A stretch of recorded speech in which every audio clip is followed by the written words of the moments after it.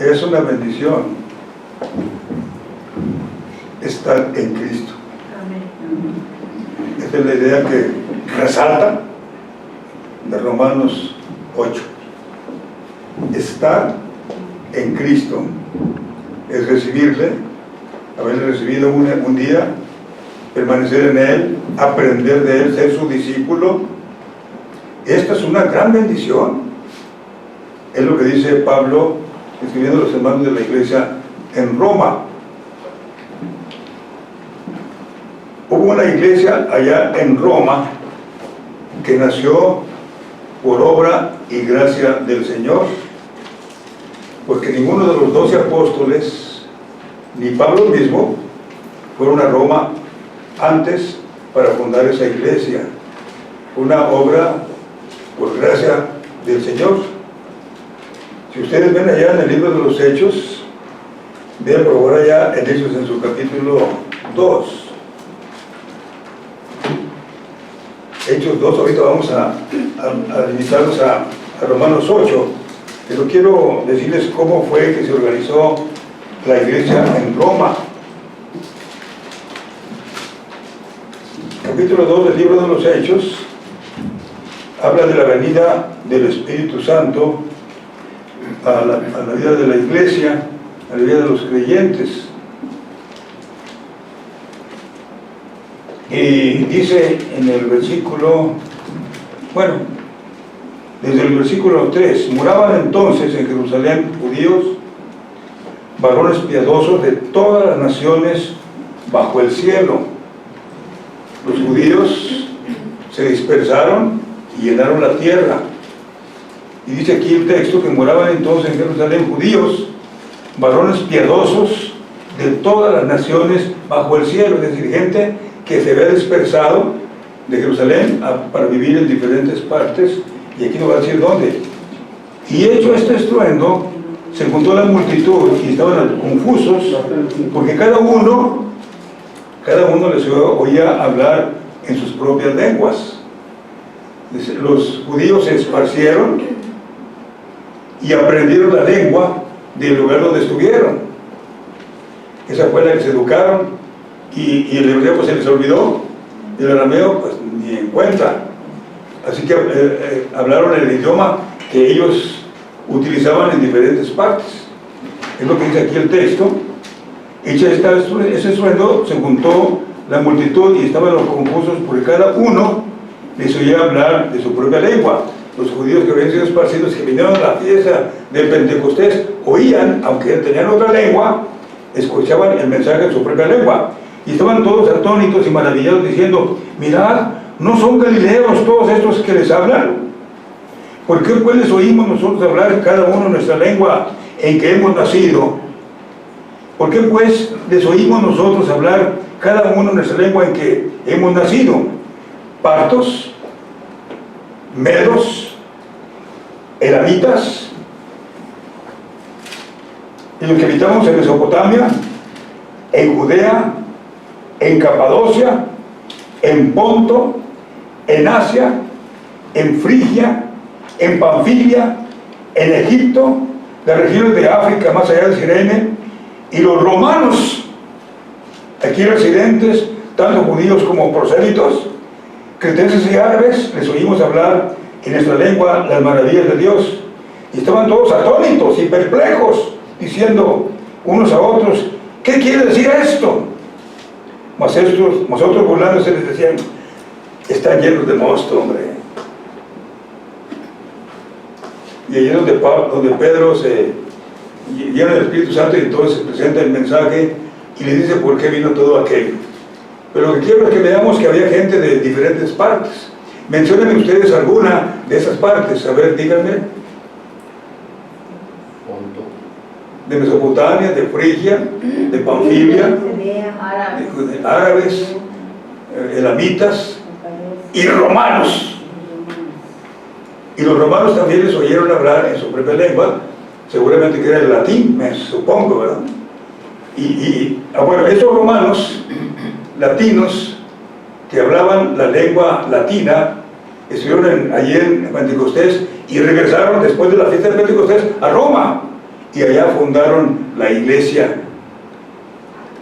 Fueron capaces de aprender muchas cosas y allá fundaron una iglesia en Roma. Y entre esos romanos estaban un matrimonio que se llamaba Priscila y Aquila. Incluso notamos ahí que dice el texto Priscila y Aquila, no dice Aquila y Priscila, dice Priscila y Aquila. Menciona primero a quién, a la esposa, a la mujer, ¿verdad? No me pidan que hablemos acerca de la mujer, porque ahorita ya hablamos mucho acerca de ella y que debe aprender en silencio y toda la cosa. No se preocupen. Pero la cosa es que Priscila era la más entusiasta que Aquila, y Aquila pues le seguía, y los dos apoyaban el Evangelio. Pero hubo un tiempo en que un tal Claudio subió al poder en Roma. Fue el emperador romano. Y él dijo: yo no quiero judíos en Roma, vámonos, fuera. Y echó fuera a todos los judíos que vivían en Roma.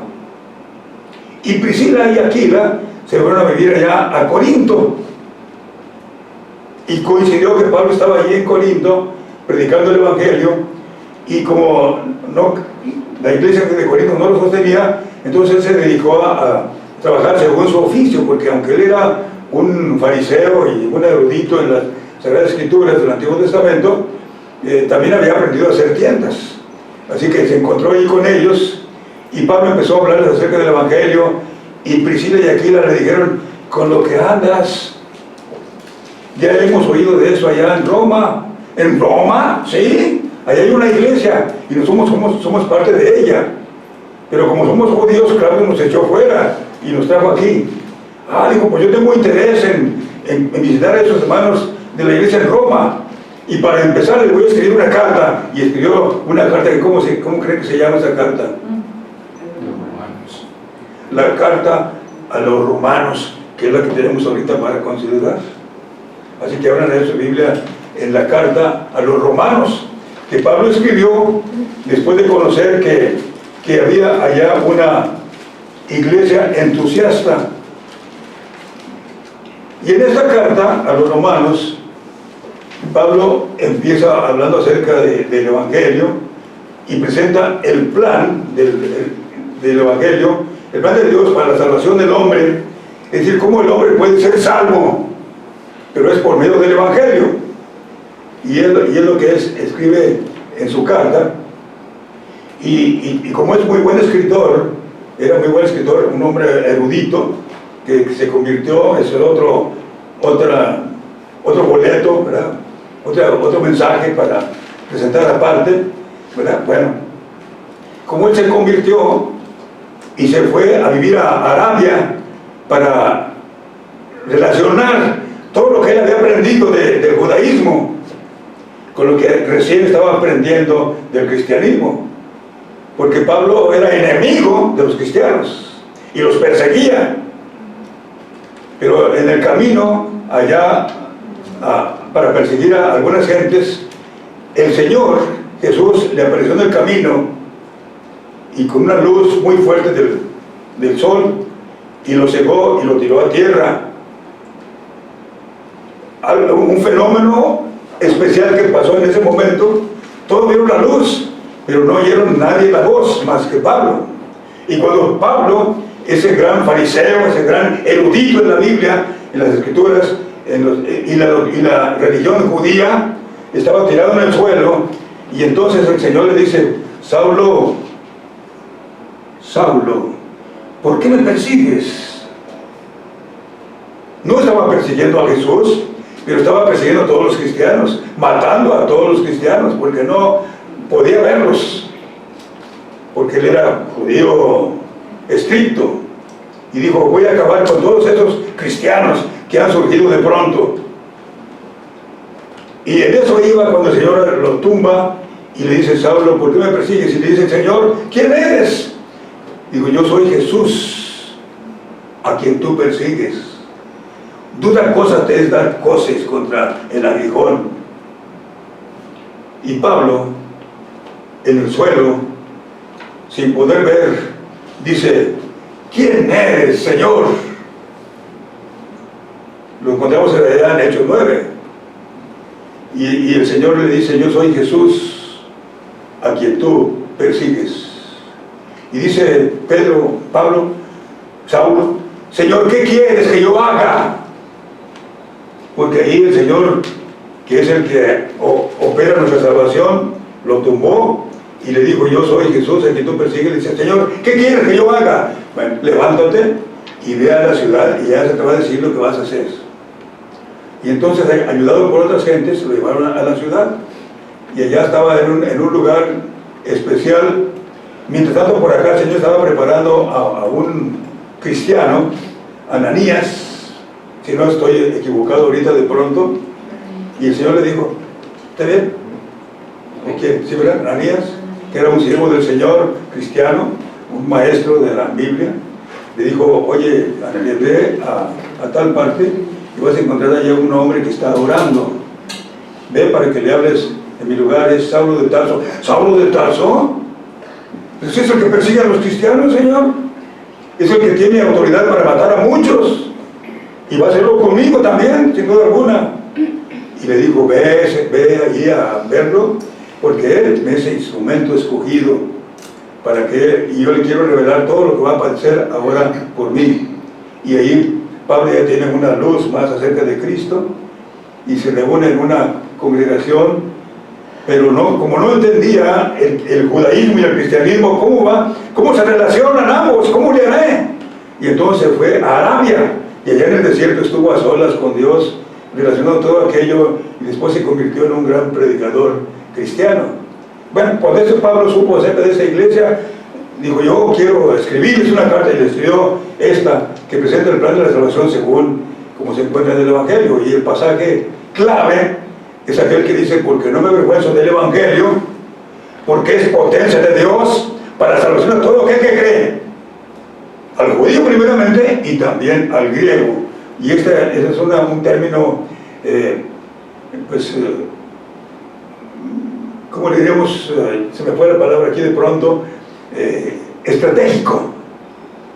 Es una manera estratégica para introducirse allá entre los romanos, porque la iglesia de Roma se componía de judíos convertidos, pero también de muchos gentiles que habían aceptado el Evangelio. Era una mezcla, una iglesia de judío-cristiana, la que estaba allá en Roma. Dejó de serlo cuando echó fuera el emperador a todos los judíos, ya no eran puros gentiles. Y fue cuando Pablo escribe y dice: porque no me avergüenzo del Evangelio, porque es potencia de Dios para salvación a todo aquel que crea, al judío primeramente, no olviden a los judíos, y también al griego. Y luego presenta ahí ese plan de la salvación, y Pablo también, como un gran estratega, presenta algo que les hace sentir a las gentes la necesidad de ser salvos. Y entonces prueba que todos los gentiles están perdidos porque ellos se han endurecido para conocer a Dios, y habla ahí en el capítulo 1, que no viene al caso leer ahorita porque tenemos mucho que ver en Romanos 8, pero allí él le dice a los judíos: los gentiles necesitan a Cristo porque tienen el mensaje de Dios, pero no lo han entendido y se han ido a los ídolos y han adorado en lugar al Creador, han adorado a las criaturas antes que al Creador, el cual es bendito por los siglos, en fin. Y cuando Pablo termina a hablar acerca de la necesidad que tienen los judíos, los gentiles dijeron los judíos: ándale, Pablo, tú sí que sabes, les dijiste la mera verdad, ellos están perdidos. Y entonces Pablo escribe el segundo capítulo y dice: no te jactes tú, porque tú estás en la misma condición que ellos, y peor, porque tú tienes la ley de Moisés, tienes el conocimiento de Dios y todo lo demás, y sin embargo estás perdido. Y ahí lo demuestra cuando le dice: por lo cual es inexcusable hombre cualquiera que juzgas, porque lo que juzgas a otro te condenas a ti mismo, porque lo mismo haces tú que juzgas. Y fíjense ustedes qué versículo tan bonito usa, ¿verdad? Porque tú condenas a otro, pero te condenas a ti mismo 3 veces más. Señalas a otro, y si tú señalas a otra, una persona, su pecado, te estás acusando a ti 3 veces más. Por eso dice: eres inexcusable cualquiera que juzgas, porque juzgas a otro, te condenas a ti mismo. Pues lo mismo haces tú que juzgas. Y así le hacemos, ¿no? Mira aquel, mira, ¿no? ¿Dónde anda? Y luego ponemos este dedo hacia arriba. ¿Para qué?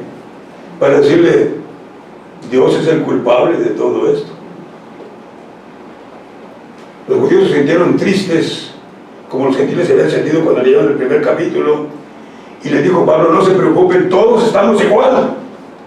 Todos estamos en la misma condición. No hay justo ni aún uno. No hay quien entienda. No hay quien busque a Dios. Todos aún se han hecho inútiles. No hay ni siquiera uno.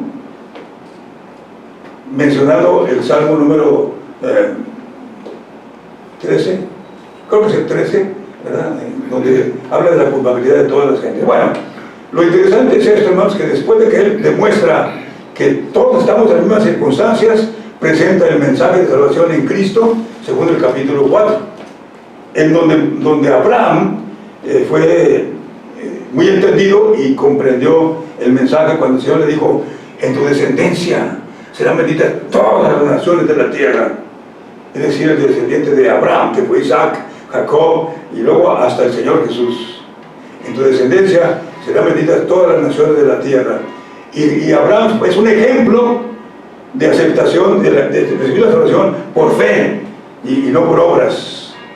Y entonces ya pasa Pablo a hablar acerca de la culpabilidad del hombre y llegamos al capítulo 8, que es muy precioso, donde dice, ahora pues, vean ustedes ahí el 8.1, pues aquí está, ahora pues ninguna condenación hay para los que están en Cristo Jesús, los que no andan conforme a la carne, sino conforme al Espíritu. Y notemos una cosa que Pablo dice, no hay ninguna condenación para los que están en Cristo. Y luego entra a otro tema que vamos a ver ya al terminar casi esta presentación. Y Pablo lo suspende allí para decirnos todo eso, que vamos a ver después. Y entonces va hasta el versículo 30 y tantos, 33 o 34, y ahí nos dice por qué no hay condenación para los que están en Cristo Jesús. Vamos a ver allá en los versículos. Versículo 33 dice, ¿quién acusará a los escogidos de Dios? Ahora, fijémonos en eso, ¿quién acusará a los escogidos de Dios? Porque ahí Pablo dice, ¿por qué es que no hay ninguna condenación para los que están en Cristo? Allí es donde él lo dice. Y vamos que Pablo, en el capítulo anterior, en el capítulo 7, si ustedes tienen su Biblia, pues abran ahí en el 7, y allí Pablo dice, ¡ay de mí! ¿Verdad? Porque lo que no quiero yo hacer, eso es lo que hago, y entonces estoy viendo que soy un perverso porque me domina la carne. Y eso es un tanto extraño que Pablo diga eso en una carta donde está presentando este mensaje tan hermoso y donde él ya había elaborado en la obra del Señor y todavía dice, ¡ay de mí! ¡Ay de mí! ¿Quién me librará de este cuerpo de muerte? Entonces Pablo ahí se presenta como una persona culpable. Y saben una cosa, que cuando yo uso ese pasaje y leo inclusive ese versículo, esos versículos del capítulo 7, no los tenemos aquí, permítanme ir allá, allá en el versículo 18 del capítulo 7, si ustedes tienen en su Biblia, allí en 7:18, ¿lo tiene ahí, hermana? Háblele ahí para que la hermana vea ese pasaje, ¿verdad? Yo sé que en mí, dice Pablo, esto es, en mi carne no mora el bien, porque el querer el bien está en mí, pero no el hacerlo. Y ahorita les sigo leyendo. Y entonces le digo a los hermanos, este pasaje se refiere a mí. Este pasaje se refiere a mí. Está hablando de mí. Aunque está hablando ahí de Pablo. Pero como lo pinta, pues está diciendo que también a mí. Y en el lugar donde yo he hablado de esto, les digo, voy a seguir leyendo. Ahora, si alguno de ustedes siente que también se refiere a alguno de ustedes, póngase en pie, por favor. Y luego leo. Déjenme leerlo porque es muy interesante. Porque no hago el bien que quiero, sino el mal que no quiero, eso hago. Y si hago lo que no quiero, ya no lo hago yo, sino el pecado que mora en mí. Así que queriendo yo hacer el bien, ahí usted lee que el mal está en mí. Porque según el hombre interior me deleito en la ley de Dios, pero veo otra ley en mis miembros que se revela contra la ley de mis mentes y que me lleva cautivo a la ley del pecado que está en mis miembros. ¡Miserable de mí! ¿Quién me librará de este cuerpo de muerte? Hasta allí. Entonces, cuando esta aclaración que le digo es a mí, se refiere a mí, pero si alguien siente que se refiere también a usted, póngase en pie un ratito, les digo. Y he estado en congregaciones muy distintas. Hubo una en la que empecé a leer y todos se pararon. Hubo otra en la que empecé a leer y las levantaron unos cuantos. Y hubo otra en la que empecé a leer y seguí leyendo y no se levantó ni uno. Y ustedes qué distinto. Y aquí le leí y nadie se paró. ¿Por qué no se pararon? Porque no me entendieron lo que estaba yo queriendo decir. ¿Pero no se refiere a ustedes, hermanos? Sí. ¿A quién más se refiere? ¿A uno de ustedes? No sé, a todos. Entonces, ¿por qué no se pararon? No me entendieron, ¿verdad? Ahora, lo que yo quiero que veamos, hermanos, es que aun cuando Pablo presenta esta situación tan terrible en la que nos envuelve a todos, dice en el versículo 1 del capítulo 8, ahora pues ninguna condenación hay para los que están en Cristo. Así que no hay condenación.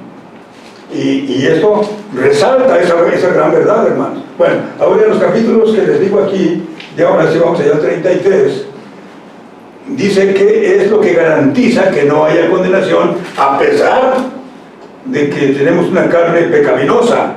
¿Qué es la...?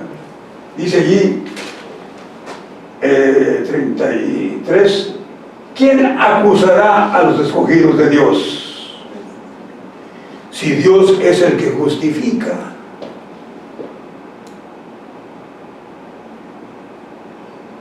Aun cuando fuimos lo que fuimos, hermanos, y vinimos a Cristo Jesús, ya no hay condenación. Y el diablo es tan astuto que nos dice con qué cara está buscando a Dios. Mira, si te vi la semana haciendo esto o aquello, y ahora sí vienes aquí muy fresco a la casa del Señor para adorarle, pero ¿cómo te portaste en la semana, hijito? Yo te vi.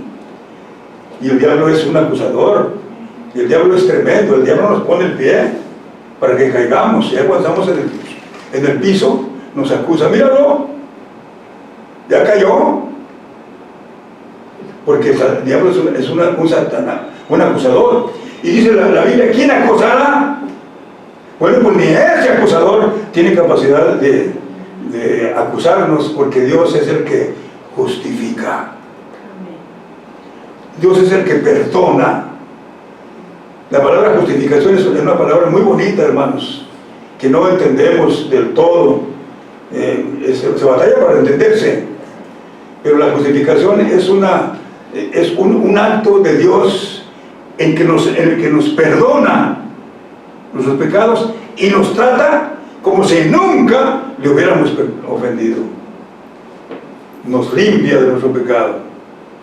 De modo que si alguno está en Cristo, nueva criatura es. Las cosas viejas pasaron y aquí todas son hechas nuevas. Empezamos una nueva vida en Cristo cuando le recibimos. ¿Y quién da el fallo? Pues Dios. Dios es el que justifica, por un lado, y por la otra dice, ¿y quién condenará? Y luego dice más adelante, si Cristo es el que murió, el que también resucitó, quien además está a la diestra de Dios y allá intercede por nosotros. Fíjense nada más todo lo que tenemos en Cristo Jesús.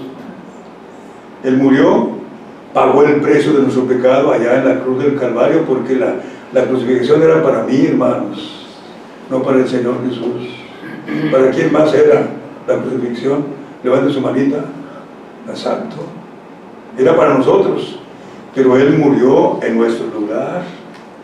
Él pagó el precio de nuestro rescate. Así que dice allí el texto, si Cristo es el que murió, y no solamente murió, sino que resucitó. Por eso nosotros no podemos ver una cruz con la persona ahí crucificada, porque Jesús dejó la cruz y dejó la tumba, resucitó, y eso es garantía de nuestro perdón y de nuestra salvación. ¿Quién acusará? Si Cristo es el que murió, pagó el precio, resucitó, triunfó sobre la muerte y sobre el pecado, y además ascendió a los cielos. Lo vimos allí en Hechos. Ascendió, tuvo una hermosa ascensión. También es otro tema muy bonito para hablar, pero ahorita no tenemos tiempo para hacerlo. Y allá en la diestra del Padre intercede por ti y por mí.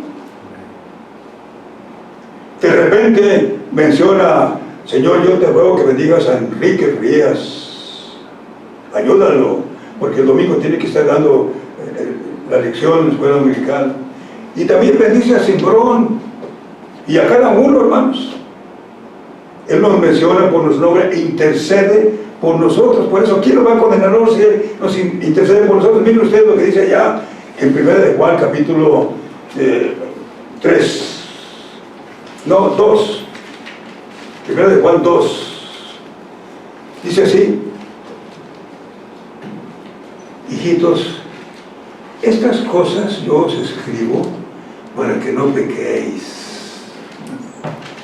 Y si alguno hubiere pecado, abogado tenemos para con el Padre, a Jesucristo el justo. Y Él es la ofrenda propia por los pecados, y no solamente por los nuestros, sino también por los de todo el mundo. Qué bella carta esta, hermano. Es para que no pequemos. Y si acaso pecamos, lo que hacemos de inmediato, tenemos a Cristo Jesús intercediendo por nosotros. Señor, se cayó Esteban, perdónalo, ayúdalo. O mira lo que hizo Juan Pacot, perdónalo, ayúdalo, Señor. ¿Y de quién más quiere que ponga su nombre? ¿Verdad? Cada uno de nosotros. El Señor dice: mira lo que hizo, pero perdónalo, ayúdalo. Él intercede por nosotros, dice el texto. Os escribo esto para que no pequéis. Y si alguno hubiera pecado, abogado tenemos para con el Padre, y Él es Él es la ofrenda propia por nuestros pecados, y no solamente por los nuestros, sino por los de todo el mundo. Muy bien. Entonces dice allí el texto: ¿quién acusará? Arriba dice: no hay condenación. Dios es el que justifica, y Cristo es el que murió, el que pagó todo e intercede por nosotros. Entonces es una bendición, hermanos, estar en Cristo, porque no hay pecado que nos impida seguir al Señor. Si cometimos ese pecado, Jesús está intercediendo por nosotros. No les estoy diciendo con esto, hermanos, pues ahora sí pueden darle vuelo a la hilacha, al cabo tenemos, no, tampoco. Ahorita les voy a decir lo que dice más adelante, el por qué no se permite tal cosa. Les digo esto porque una vez me interrumpió una hermana que ya está con el Señor, y digo: hermano, me dice: hermano, no enseñe eso, si de por sí ya ve cómo somos, y usted enseña eso, pues yo seguí con mi enseñanza. Ya después no supe qué pasó, ¿verdad? Pero sí me trató de interrumpirme. Muy bien, aquí dice el texto entonces que si hubiéramos pecado, abogado tenemos para con el Padre, Jesucristo el justo. No hay condenación. Qué hermoso pues es estar en Cristo, hermanos, porque a pesar de nuestras debilidades, a pesar de lo que somos, no hay condenación contra nosotros, porque el Señor justifica y Cristo es el que pagó el precio, y quien intercede por nosotros. Es una bendición. Y entonces más adelante dice, en los versículos que siguen, por lo cual dice: estoy cierto desde el 35. ¿Quién nos separará del amor de Cristo? ¿Quién nos separará de esta bendición tan hermosa donde no hay condenación? ¿Quién? ¿Qué cosa será capaz de apartarnos de esa bendición? Y dice: tribulación, angustia, persecución, hambre, desnudez, peligro, espada. Son las cosas que podrían apartarnos y que el diablo utilizó muchas veces en el inicio del cristianismo, porque perseguía a los cristianos. Entonces muchas gentes, para no ser perseguidos por los cristianos, mejor ni se acercaban al templo, ni se acercaban a escuchar la voz del Señor, porque era seguro que los iban a perseguir. Pero el cristiano dice, pues ni eso nos separa del amor de Cristo. Como está escrito, por causa de ti somos muertos todo el tiempo y somos estimados como ovejas de matadero. Así nos consideran las gentes. Y luego dice aquí el versículo 37, por eso fue que yo pensé, bueno, voy a hablar de esto, no sé si ya hablé alguna vez. No, ok. Entonces digo, yo voy a hablar de esto porque vamos a estudiar un libro que se llama las minas que el Señor pone al hombre para que ofendamos a Dios, para que caigamos, y vamos a platicar acerca de esas minas. Y el domingo pasado nos detuvimos mucho tiempo allí en cuanto al sufrimiento se refiere, ¿verdad? Y las pruebas se refieren, y las pruebas son una bendición, porque dice aquí el texto, antes en todas estas cosas, ¿cuáles? Desnudez, hambre, persecución, peligro, espada, todo eso. Antes, en todas estas cosas, somos más que vencedores por medio de aquel que nos amó, por lo cual estoy seguro que ni la muerte, ni la vida, ni ángeles, ni principados, ni potestades, ni lo presente, ni lo porvenir, ni lo alto, ni lo profundo, ninguna otra cosa creada nos podrá separar del amor de Dios que es en Cristo Jesús, Señor nuestro. De esta bendición no hay separación, aunque tengamos que luchar con todo aquello. No hay separación, porque el Señor es el que nos asiste con su maravillosa presencia. Y dice el versículo, y eso es una de las cosas que a mí me gustan mucho, donde dice, antes, en todas estas cosas, lo que dice allá arriba y lo que dice abajo, en todas estas cosas somos más que vencedores por medio de aquel que nos amó, dice el texto. Somos más que los vencedores, porque las pruebas, hermanos, la persecución, el hambre que viene por causa de Cristo, todo eso son cosas que el Señor nos manda para ejercitarnos. Es un ejercicio que nos ayuda a ser mejores delante de Él, nos hace diestros en la pelea y nos hace más que vencedores en la pelea. Somos más que vencedores. Me acuerdo cuando, después de salir de una enfermedad, alguien me preguntaba, decía, ¿ya está listo, hermano? ¿Está listo para otra? Sí, estoy listo. Porque eso es la verdad. Pasamos por esa prueba y luego viene otra. Porque el Señor quiere estarnos ejercitando siempre. Necesitamos un ejercicio espiritual y nos manda las pruebas para que nos desarrollemos más y más. Somos más que vencedores por medio de aquel que nos amó. Podemos triunfar en una de ellas y ahora venga la otra. Y triunfar en ella y venga la otra. Porque el Señor nos adiestra con esas bendiciones tan hermosas.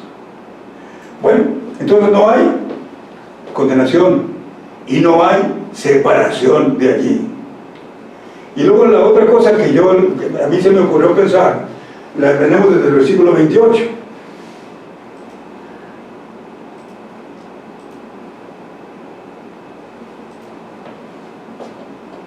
Y sabemos que los que aman a Dios, todas las cosas les ayudan para bien. Esto es, a los que conforme su propósito son llamados, ¿verdad? Sabemos que los que aman a Dios, todas las cosas les ayudan para bien. Ya lo vimos allá. Entonces aquí vamos a ver que con esto entendemos que por difícil que parezcan las cosas, la tarea, podemos comprenderlo y maravillarnos, ¿verdad? De que a pesar de todo lo tenemos seguro y no hay confusión. No hay, ¿por qué me pasa esto? ¿Y por qué a mí? No hay eso. Porque estamos en las manos del Señor. Y entonces viene lo que estábamos viendo hace un ratito, hermanos. Dice ahí, porque los que antes conoció, a estos predestinó, y a los que predestinó, a esos también justificó, y a los que justificó, no, a los que predestinó, primero los llamó, y a los que llamó, los justificó, y a los que justificó, los glorificó. ¿Cuántas cosas fueron? ¿Verdad? Porque a los que antes conoció, es lo primero. Segundo, predestinó. Tercero, los llamó. Cuarto, los justificó. Y quinto, los santificó. 5 cosas que vienen despuesito de toda esa bendición. Lo cual me permite ver, hermanos, que es todo un programa de Dios para tratarnos a cada uno de nosotros. Es un programa que empieza con que nos conoció desde antes. Y ahí es donde nos detuvimos un ratito para... Yo dije inclusive que elección, pero no es... A los que antes conoció, a estos los predestinó. Dios nos conoce, según encontramos en la palabra de Dios, y yo me siento muy feliz por ello. Nos conoce desde antes de la fundación del mundo. ¿Cuándo fue hecho el mundo? ¿Cuánto hace que fue hecho el mundo, hermano?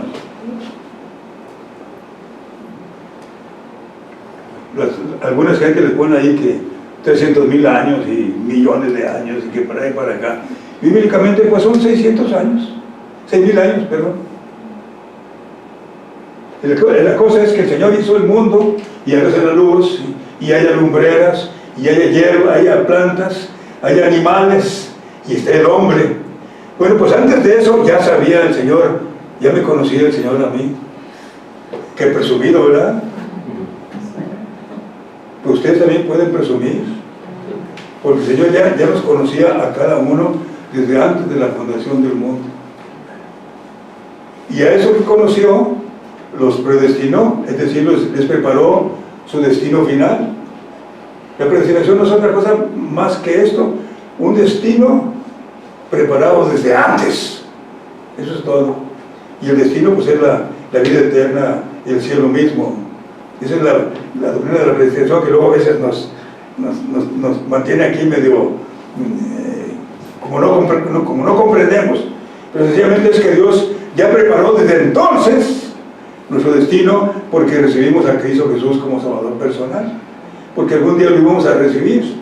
Y dice aquí el texto, fíjense qué bonito: a los que antes conoció, los predestinó, y a los que predestinó, ¿qué les hizo?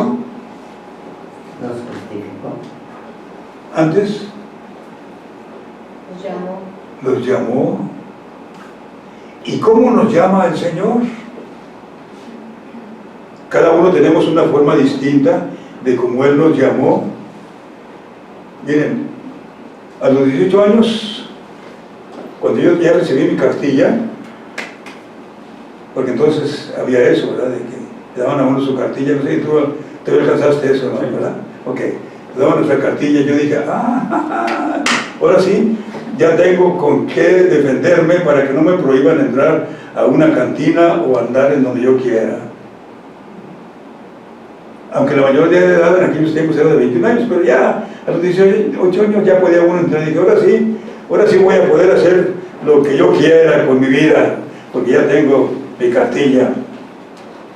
Pero el Señor nos inspiró a otro joven y a mí para que hiciéramos un viaje. A lo mejor se los platiqué ya, a Guadalajara, para vivir allá como se nos viniera en gana, sin que nadie nos dijera nada. Sobre todo a él, porque él tenía sus papás, y sus papás estaban sobre él siempre: oye, hijo, pórtate bien y júntate con ese jovencito que anda muy mal, para que lo jales a la iglesia. Búscalo, porque él viene de hogar cristiano. Búscalo. Pues sí me buscaba, pero yo me lo estaba llevando para allá. Y entonces dice Asael: fíjate que yo no puedo hacer lo que tú haces y que nadie te moleste, porque yo tengo mis papás. Bueno, pues vamos a Guadalajara, hermanito. Le podemos pedir a los papás un pase para que nos lo saquen en el ferrocarril. No vamos a pagar nada más lo que llevemos allá para comer. Y es más, pues allá llegamos con algunos de los hermanos. Y ese fue el error, entre comillas, ¿verdad? Porque llegamos a Guadalajara, la hermana nos recibió muy gustoso en casa, amigos de mi papá y colaboradores con mis papás para la fundación de la iglesia allá en Guadalajara, y en fin, también el largo de platicar. Ella nos recibió y dijo: qué bueno que eres aquí, Juanito, y tu amiguito, qué bueno. Mira, toda la cama, todo el piso es cama, así que aquí ustedes quédense. Y nos recibió con mucha amabilidad y a comer, y pues dijimos: oye, pues aquí no vamos a poder portarnos mal, hermano, porque no vamos a llegar aquí borrachos a esta casa. Y dice: pues ese fue nuestro error, haber seleccionado a una hermana. No, vámonos a Aguascalientes, y allá lo hacemos diferente. Y nos fuimos a Aguascalientes y luego salimos a un hotel para que ahí nadie nos dijera nada. Pero gracias al Señor, que los papás de Asael habían vivido en Aguascalientes. Y Asael dijo: oye, si mis papás saben que estuvimos en Aguascalientes y que yo no fui a visitar al pastor, me va a ir muy mal. Ya saliste con tan tontería. Bueno, vamos, para que los saludes, para que no tengas dificultades con tus papás. Pero nos salimos rápido porque ya no aguanto, ya quiero portarme mal. Y fuimos a saludar al pastor, nos recibió muy amable, nos ofreció a casa, pero dijo: no, ya llegamos a un hotelito, hermano, no se molesten. Bueno, y ya después de platicar un ratito con él, ya nos vamos, hermano. Mucho buen saludarlo, porque yo le decía: ándale ya. Pero estaban ahí dos jóvenes de la Ciudad de México que habían venido para tener ahí un instituto de evangelismo, que no se celebró, por cierto, pero ahí estaban ellos cantando en el piano, cantando ese himno: hubo quien por mis culpas muriera en la cruz, tan indigno y vil como soy. Soy feliz pues su sangre vertió mi Jesús, por salvar al más vil pecador. Mis pecados llevó. En fin, un himno muy bonito, por cierto. Y ya, nomás lo saludamos así, y dijo: espérense. ¿A dónde van? Vénganse. ¿De dónde son? Pues somos de Gómez Palacio. Y bueno, y allá, ¿qué dice la obra? Pues quién sabe. Casi ni vamos. No van. A ver, vengan, siéntense aquí. Y nos sentó ahí enfrente de ellos, y entonces nos empiezan a leer la cartilla, hermano. Manifiestas son las obras de la carne, que son adulterio, fornicación, inmundicia, lascivias, pleitos, celos, iras, contiendas, disensiones, herejías, borracheras, banqueteos y cosas semejantes a estas, que los que hacen tales cosas no heredarán el reino de Dios. Nos leyeron la cartilla. Y tanto Chayel como yo dijimos: bueno, pues está bien, no es para tanto, no hacemos todo lo que dice allí, hacemos algo de lo que dice allí, pero no todo. Y después de todo, ¿a ustedes qué les interesa? Pensamos acá, entre nosotros. Pero ahí estaba trabajando el Espíritu de Dios, hermanos, que los trajo de México, a nosotros nos puso allí, los trajo, y luego allá el Espíritu de Santo nos detuvo y dijo: vaya, sean atentos con estos muchachos, escuchen lo que ellos tienen que decirles. Y nos presentaron el plan de salvación, hermano. Y otros muchos textos, como aquel que dice: venid luego y estemos a cuenta. Si pues pecados fueren como la grana, como la nieve serán emblanquecidos, y si fueren rojos como el carmesí, vendrán a ser como blanca lana. ¡Qué hermosa oportunidad! Y cuando llegó allí, nos dijeron: vamos a arrodillarnos para orar. Pues el Espíritu de Dios, hermano, nos hizo doblar las rodillas a Chayel y a mí y a ellos. Y empezaron a orar. Y Chayel, que empieza a llorar como si fuera un niño de 5 o 6 años, con sollozos y todo, pero llorando, pero con ganas. Y yo me sentí mal. Dije: porque ya cayó, y yo pues solo no voy a poder, y clamé al Señor, y también yo lloré. Traía un suéter aquí rojo, lo despinté con las lágrimas, y la pintura se me pasó a la cara, hermano. Y allí el Señor, en su misericordia, tocó nuestro corazón y ahí caímos rendidos a los pies del Señor. Porque llevábamos una mala intención, ahora ya cambió. Vamos a regresar a Gómez Palacio, pero vamos a buscar un templo para seguir cultivando esta vida espiritual. Y gracias al Señor llegamos a Gómez Palacio, donde vivíamos ambos. Yo pasé una juventud muy terrible, también es otra historia, pero no es el caso ahorita. Pero dije, ayer a la primera de Gómez Palacio, primero que de Gómez Palacio, estaba una cuadra con mi tía, y ahí existe un muchacho que fue con mi compañero mío aquí en Campo Redondo, ahí voy. Y ahí estaba Samuel Guzmán Palacios. Me dio mucho gusto verme. No coincidimos mucho en cuanto a como alumnos del mismo de allá de Campo Redondo, porque él salía cuando yo entré, o entré cuando él salió, pero se quedó un hermano de él que hicimos una amistad muy cercana. Total, fui allí y él luego me recibió muy contento, me dijo, aquí está mi clase, es de intermedios, pero no le hace tu vente por ahora, tú eres joven, pero vente aquí a mi clase y que te quiero aquí a las 3 porque vamos a las misiones. Y en fin, yo me vine luego a las misiones porque ya había cambiado mi vida. Total, hermano, no se les hago tan larga, yo cambié de amigos, los amigos aquellos los dejé, vámonos. Y en eso ni pensé, yo pensé en buscar nuevos amigos, nueva compañía, y eso me permitió crecer en la vida cristiana, y muy pronto, a los 2 años, sentir que el Señor me llamaba para predicar, y desde entonces estamos aquí, después de 65 años de predicación, un poquito más, para la alabanza de su nombre. Pero ese Dios es el que empuja, ¿verdad? Porque dice, no me elegís vosotros a mí, sino que yo os elegí a vosotros, así que es cosa mía, y Él prepara todo, lo prepara todo, y a la hora de entregarnos, Él pone su mano en nuestra cabecita y lloramos, entregamos, rendimos nuestra vida al Señor. A los que predestinó, a esos también los llamó un día. Y esos que llamó, los justificó, es decir, los perdonó, todo lo pasado, y los vio como una nueva criatura, y además tan los bendijo que hasta los santificó, los glorificó. Y cómo no, hermanos, es una gloria que nosotros, siendo lo que somos, podamos disfrutar de la presencia del Señor y de su compañía y los lugares celestiales en Cristo Jesús.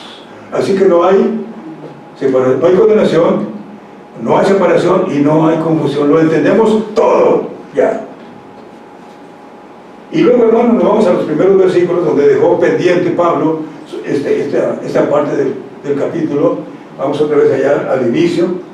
Dice, ahora pues ninguna condenación hay para los que están en Cristo Jesús. Y entra en algo que ya podemos entender.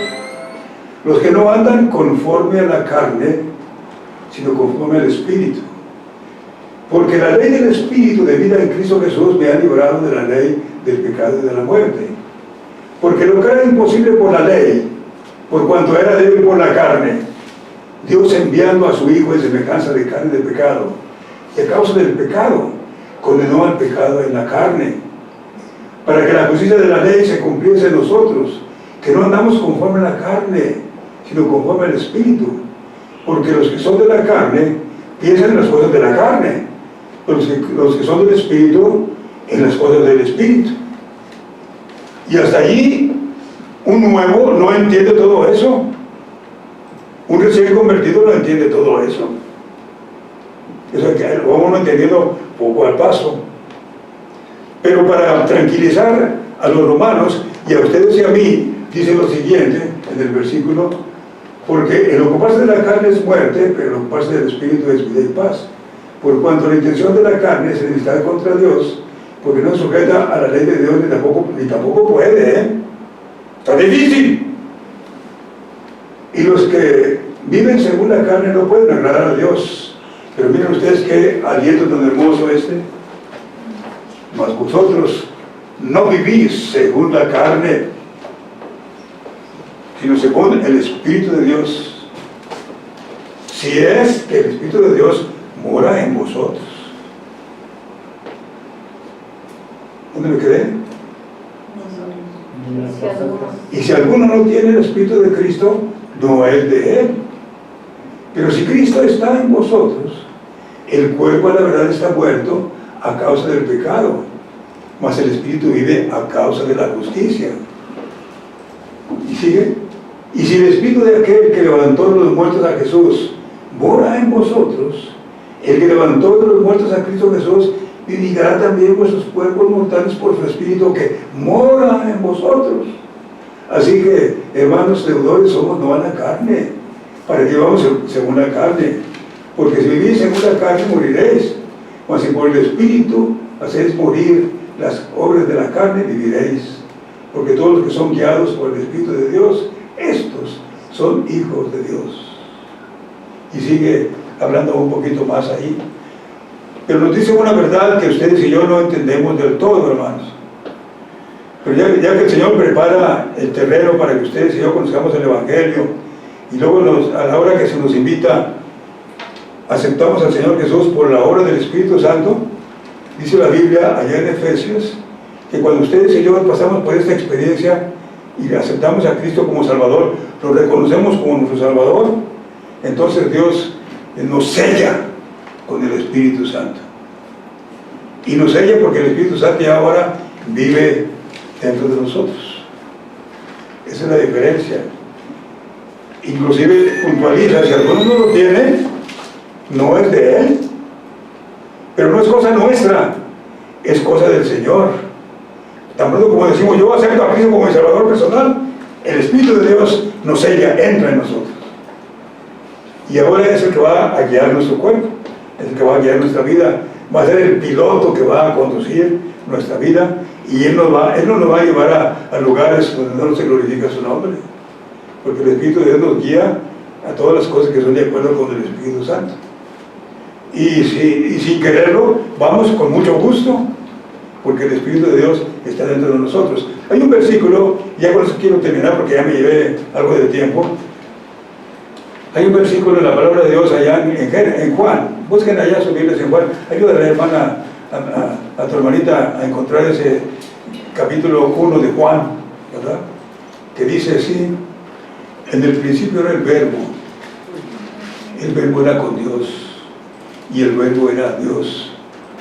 Este estaba en el principio con Dios, y todas las cosas por Él fueron hechas. Y sin Él, nada de lo que ha sido hecho, fue hecho. En Él estaba la vida, y la vida era la luz de los hombres. La luz en las tinieblas resplandece, pero las tinieblas no le comprendieron. Vino un hombre enviado por Dios, el que se llamaba Juan. Este vino para que diese el testimonio de la luz. No era Él la luz, sino para que diese el testimonio de la luz. Aquel, es decir, Jesús, era la luz verdadera que viene, que alumbra a todo hombre que viene a este mundo. En el mundo estaba, y el mundo fue hecho por Él, y el mundo no le conoció. Pero mira lo que dice enseguida: pero a todos los que le recibieron, a los que creen en su nombre, les dio potestad de ser hechos hijos de Dios, los cuales no son engendrados de carne, ni de voluntad de sangre, ni de voluntad de varón, sino de Dios. Y aquel verbo fue hecho carne, y habitó entre nosotros, y vimos su gloria como al unigénito del Padre, lleno de gracia y de verdad. Qué hermoso párrafo ese, ¿no les parece? Y allí en ese pasaje encontramos aquel que dice: a los suyos vino, y los suyos no le recibieron, pero a todos los que le recibieron. ¿Qué es eso? A los que creen en su nombre. Es creer en el nombre de Cristo, creer que Él es el Salvador del mundo. Esto es el mensaje que necesitamos, y entonces ya es cosa de Dios el que Él nos selle con su presencia. Es una bendición que no es herencia, no vino de carne y sangre, sino nada más del Padre que está en los cielos. Y me acuerdo, o debemos acordarnos de aquella ocasión en que el Señor, teniendo a sus discípulos allá en Cesarea de Filipos, les dijo: ¿quién dicen las gentes que es el Hijo del Hombre? Ellos dijeron: pues dicen que Juan el Bautista, otros dicen que eres Jeremías, y otros dicen que eres alguno de los profetas. Y entonces el Señor dice, bueno, ¿y ustedes quién dicen que soy? Eso dicen las gentes, pero ¿ustedes qué dicen? Y entonces Pedro contesta y dice, tú eres el Cristo, el Hijo del Dios viviente. Y le dice el Señor, bienaventurado eres Simón, hijo de Jonás, porque esto no te reveló carne ni sangre, sino mi Padre que está en los cielos.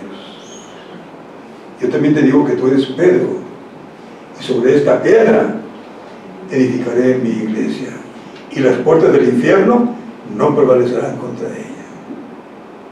Pero aquí lo que quiero hacer es notar, hermanos, además de todo lo glorioso que dice este pasaje, es cuando dice el Señor a Pedro, esto no te reveló carne ni sangre, sino mi Padre que está en los cielos.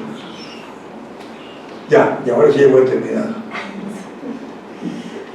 Después de haber bautizado a una hermana allá en la primera, al salir la felicité y me presenta a su esposo, que fue a ser testigo de ese bautismo, hermano de una hermana muy fiel.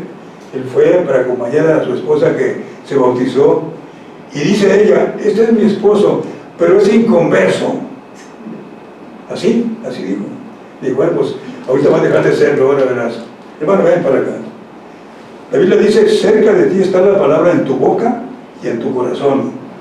Y esa es la palabra de fe la cual predicamos. Que si confesares con tu boca que Jesús es el Señor, fíjense qué bonito, si confesares con tu boca que Jesús es el Señor y creyeres en tu corazón que Dios le levantó de los muertos, serás salvo. ¿Crees en esto? Sí, ya dejó de ser inconverso, así que así de sencillo, porque cerca de ti está la palabra en tu boca y en tu corazón. Que si confesares que Jesús es el Señor y creyeres en tu corazón que Dios le levantó de los muertos, ya la hiciste, serás salvo. Porque con el corazón se cree para justicia y con la boca se hace confesión para salvación. Es obra del Espíritu de Dios, hermano, no es obra nuestra. Ya quiere que termine, bueno, ahora sí, ya voy a hacer, uno de los grandes predicadores de la historia del evangelismo y de la predicación, venía, después de que vino este hermano para predicar ahí, a él le interesó ir porque pues estuvo en una reunión anterior, y así permítanme ustedes hacerle a teatro, le dice, usted fue el que me convirtió, le dijo el borrachito al predicador. Dice, pues ahí estuvo lo malo, hermano, que fui yo el que te convertí. Si te hubiera convertido el Señor, no andarías tomando. Es una obra que el Señor hace. Si nosotros convertimos a alguien, no vamos a lograr nada. Pero si el Señor lo hace, por su misericordia, todo está seguro, como lo presenta aquí la palabra de Dios. Pónganse en pie, hermanos, y oramos.